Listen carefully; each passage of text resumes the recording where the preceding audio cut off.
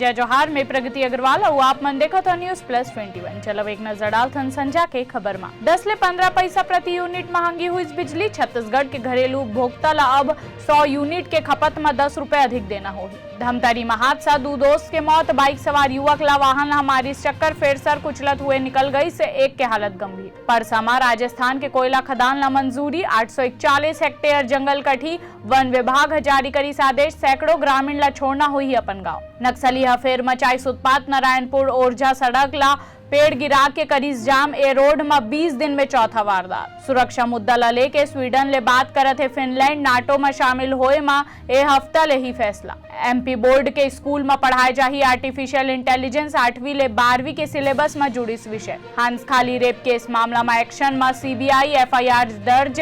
मुख्य सचिव राज्यपाल धनखड़ ले मुलाकात कर सौंपीस रिपोर्ट। प्राकृतिक खेती करे वाले ला बड़े तोहफा दे के तैयारी। किसान ला प्रति हेक्टेयर मिली 32,500 रुपए। अमेजॉन में जॉब। हिमाचल के विपिन शर्मा ला मिली 1.11 करोड़ रुपए के पैकेज। भारत ला G7 ले दूर करे में विचार करत है जर्मनी। वैश्विक मंच में रूस के संग दे ले कई देश है नाराज। ऐसी तमाम जानकारी बर हमारे चैनल ला लाइक और सब्सक्राइब करना जन भूलू और नोटिफिकेशन बर बेल आइकन गलो दबाओ।